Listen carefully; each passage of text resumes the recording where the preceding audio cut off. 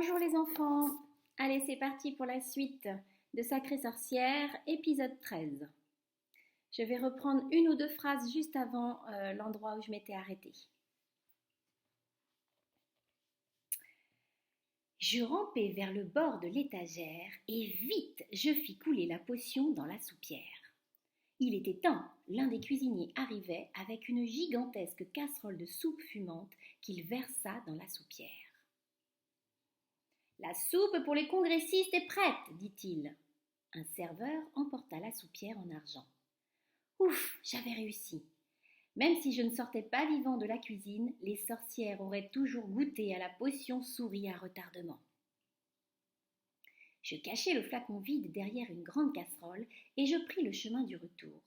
C'était plus facile sans flacon et je pouvais utiliser ma queue plus aisément.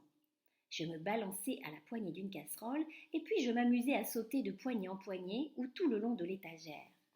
En bas, les cuisiniers cuisinaient, les marmitons marmitonnaient, les serveurs servaient et les bouilloires bouillonnaient. Et moi, je ne pensais qu'à moi. Ça, c'est la vie, mon souriceau. Comme c'est drôle de pouvoir voltiger de queue en queue avec ma queue. Je faisais de merveilleuses pirouettes et des bonds de plus en plus prodigieux d'une poignée à l'autre.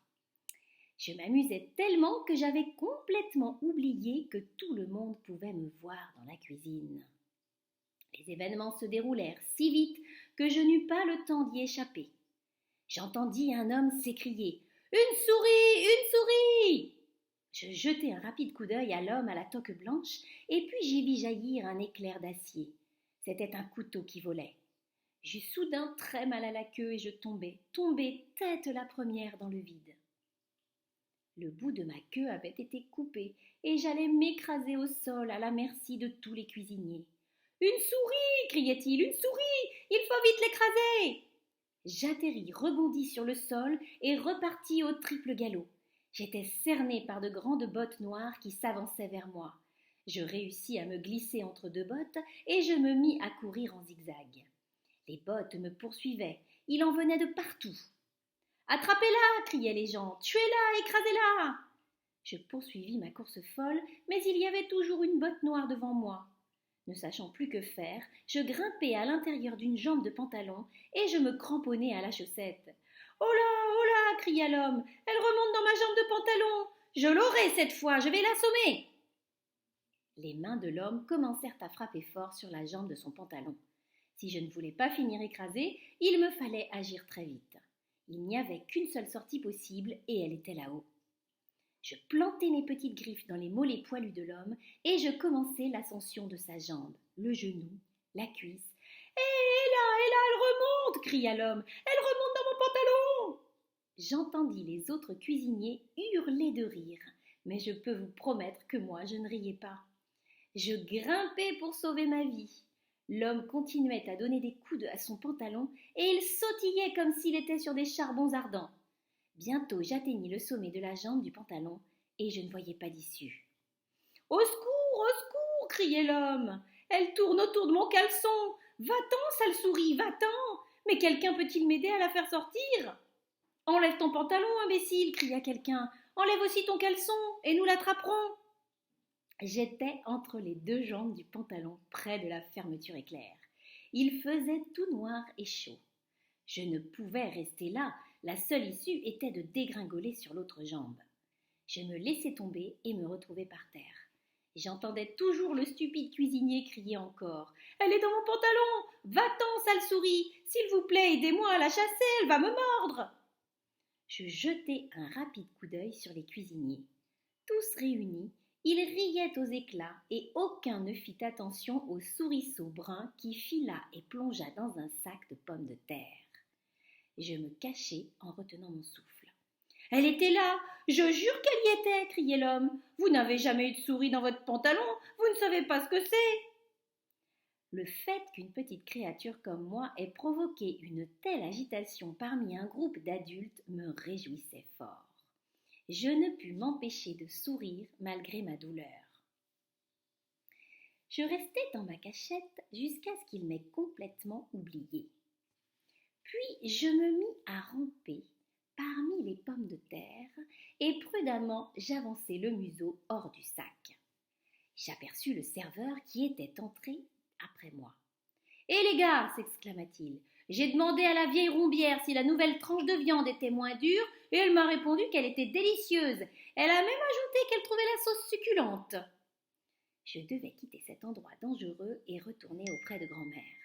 Une seule issue, la porte de la cuisine. Il me fallait traverser la pièce et franchir la porte sur les talons d'un serveur. Je restais tranquille en attendant le moment propice. Ma queue me faisait terriblement mal. Je la recourbais pour regarder les dégâts. Environ 5 centimètres manquaient et je saignais beaucoup. Un serveur transportant plusieurs assiettes de sorbet à la fraise en équilibre se dirigea vers la porte de sortie. Il avait une assiette dans chaque main et 2 sur chaque bras. Il ouvrit la porte d'un coup d'épaule et alors je bondis hors du sac de pommes de terre, traversai la cuisine d'un seul trait et sur ma lancée la salle de restaurant. Je m'arrêtai enfin sous la table de grand-mère. Comme j'étais content de retrouver les bottines noires de grand-mère avec leurs boutons et leurs lacets, je remontai sur ses genoux. « Coucou grand-mère, murmurai-je, je suis de retour, j'ai réussi, j'ai versé toute la potion dans la soupe des sorcières. »« Bravo mon petit, chuchota-t-elle en me caressant de la main.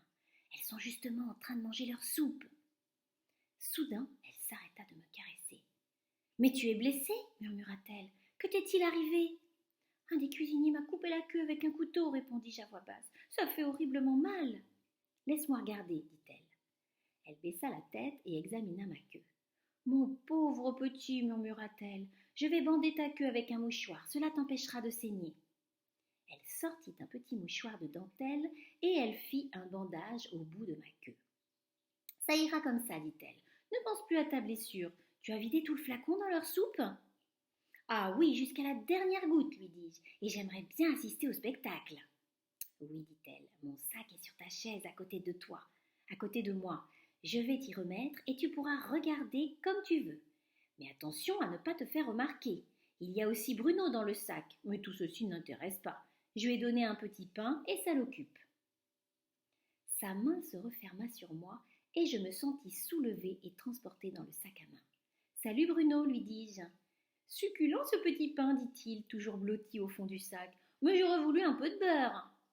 Je repris ma position favorite. Je voyais les sorcières assises à leur table au milieu de la salle. Elles avaient fini leur soupe et les serveurs enlevaient les assiettes. Grand-mère avait allumé un de ses dégoûtants cigares et rejetait la fumée autour d'elle. Près de notre table, les clients bavardaient tout en se régalant. Il y avait des gens âgés qui avaient besoin d'une canne pour marcher et de nombreuses familles, le père, la mère et les enfants. C'étaient des gens riches, il fallait l'être pour séjourner à l'hôtel magnificente. « La voilà, grand-mère, murmurai-je. C'est la grandissime sorcière. »« Je sais, chuchota grand-mère. C'est la toute petite en robe noire, assise au bout de la table la plus proche. »« Elle peut te tuer, murmurai-je. Elle peut tuer n'importe qui dans cette salle avec son regard fulgurant. Attention, cache-toi, dit grand-mère. Le serveur se dirige vers notre table. Je plongeai la tête dans le sac et j'entendis William, le serveur, dire « Votre rôti d'agneau, madame. Et comme légumes, que préférez-vous ? Des petits pois ou des carottes ?»« Des carottes, s'il vous plaît, dit grand-mère, mais surtout pas de pommes de terre. » Le serveur servit les carottes. Il y eut un petit silence, puis grand-mère murmura « Ça va, il est parti. » Je sortis mon museau du sac. « Je suis sûre que personne ne remarque mon museau, murmurai-je. »« Oui, répondit-elle, je pense que tu as raison, mais je dois te parler sans remuer les lèvres. »« Tu le fais très bien, lui dis-je. »« J'ai compté les sorcières, dit-elle. Elles ne sont pas aussi nombreuses que tu le pensais. C'était juste une impression, n'est-ce pas, quand tu avais dit qu'elles étaient 200 ? »« Oui, peut-être, lui dis-je. »« Moi aussi, je m'étais trompée, dit grand-mère. Je pensais qu'il y avait beaucoup plus de sorcières en Angleterre. »« Combien sont-elles alors ? » 84, répondit-elle. Elles étaient 85, dis-je, puisqu'une sorcière a été frite comme une frite. À ce moment-là, je vis M. Jenkins se diriger droit vers notre table. Attention, grand-mère, murmurai-je, voici le père de Bruno. En effet, M. Jenkins se dirigeait à grands pas vers notre table, l'air très décidé. Où est votre petit-fils ? Demanda-t-il à grand-mère. Il parlait d'un ton brutal et semblait en colère. Grand-mère ne répondit pas et prit son air le plus glacial. À mon avis, poursuivit M. Jenkins, votre petit-fils et mon Bruno sont en train de préparer quelques méchants tours. Bruno n'est pas venu dîner, et il en faut beaucoup pour qu'il rate un repas. Je dois convenir qu'il a un excellent appétit, dit grand-mère. À mon avis, continua M. Jenkins, vous êtes de mèche avec eux. Je ne sais pas qui vous êtes et je m'en fiche, mais vous nous avez joué un sale tour à ma femme et à moi cet après-midi. Quelle idée de jeter une horrible souris sur notre table. Vous êtes sûrement complices tous les trois. Si vous savez où se cache Bruno, dites-le moi tout de suite. Je ne vous ai pas joué de tour, dit grand-mère. Cette souris était votre propre fils, Bruno. J'ai été bien gentille avec vous. J'ai essayé de vous le rendre et vous avez refusé. Vous continuez encore, madame, cria M. Jenkins. Mon fils n'est pas une souris.